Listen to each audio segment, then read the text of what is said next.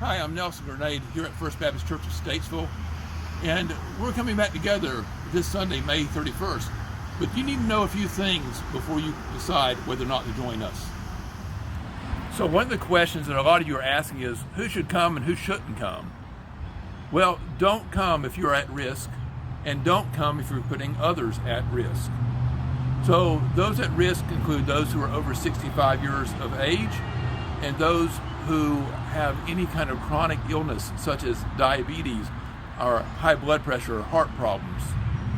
Also, if you have been exposed to anyone with COVID-19, or if you are running a fever or have any flu-like symptoms, please don't come and join us this Sunday. So one of the differences you'll find this Sunday is that we'll be entering into the building and using separate buildings actually for our different age groups. If you're an older adult who's not in the high risk group, we invite you to worship in the sanctuary this Sunday. You can enter either of the two sanctuary entrances. Please make sure that you park at Bunch Johnson Funeral Home or else right here in the circle. If you're an older adult, don't use the back parking lot you're used to.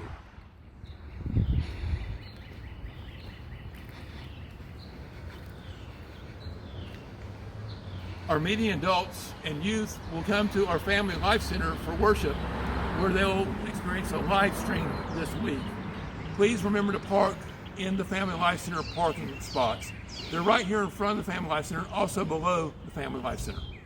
Our median adults and teens this week will be in the Family Life Center Fellowship Hall. As you can see, we have tables set up for you that are spaced apart. Please remember, keep your mask on. Just because you're apart doesn't mean to take that off. But come together and worship in this space.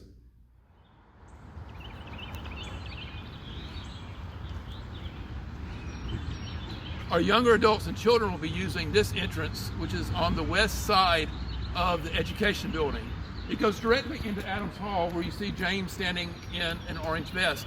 By the way, there'll be volunteers here throughout the parking lots to let you know if you need some help which entrance to use. This entrance also has a restroom just as you come in. Our Adams Hall area is set up specifically for our younger adults with children. We have bouncy seats available, ready for our kids that need maybe to be contained.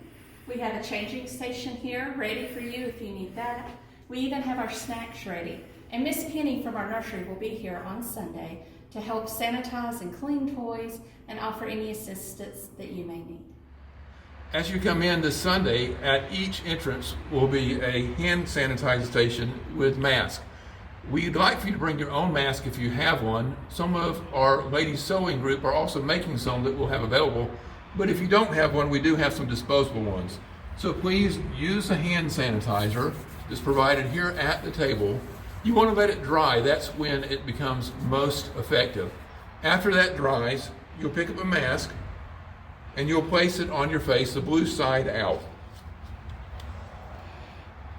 Pull it down so it covers your entire face and pinch the top and it will come around your nose.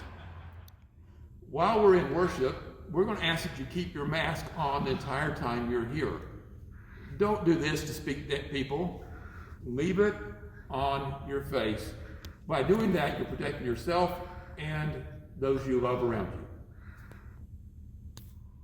I've taken my mask off just so you can hear me clearly on the videotape, but Sunday even the staff will have our mask on unless we're speaking from the pulpit. Now, when you come in, please sit in places that are not marked off. Right now we have them temporarily marked off with tape, but we'll have blue ribbon on these probably this Sunday. So find a seat that is actually open like this seat. Notice that you'll have a worship bulletin already on the seat where you may sit. Therefore, you don't have to pick one up whatsoever. One of our favorite things about First Baptist Church is the warm fellowship. We love to exchange greetings and do the exchanging of peace, but we need you to stay 6 feet apart. So when we have our exchanging of peace Sunday, just wave at one another. In fact, just stay 6 feet from anybody that's not an immediate member of your family the entire time you're in the building. As we gather to worship this coming Sunday, you may notice that we will not have a choir, just as we haven't had a choir over the past few weeks. And unfortunately, we may not have a choir for the next few weeks or even months. But that's not to say that we won't be gathering to worship.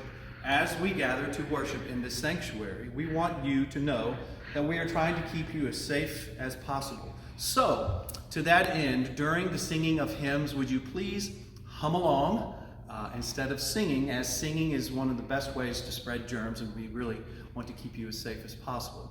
We will be here, we will worship, we will sing, we will have music, and we will look forward to seeing each and every one of you. Thank you. This Sunday we'll have opportunity to give an offering, but our ushers will not be passing the plate, as that's high-risk behavior. Instead, throughout the building, you'll find small white boxes like this one in the Family Life Center. They're also in the sanctuary and in Adams Hall. Simply place your envelope into the box.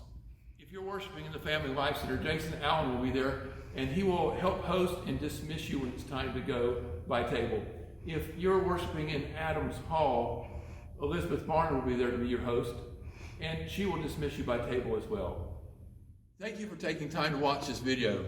Remember, we'll also still be live streaming each Sunday, so if you choose not to join us, we certainly understand. If you do choose to come, we look forward to seeing you.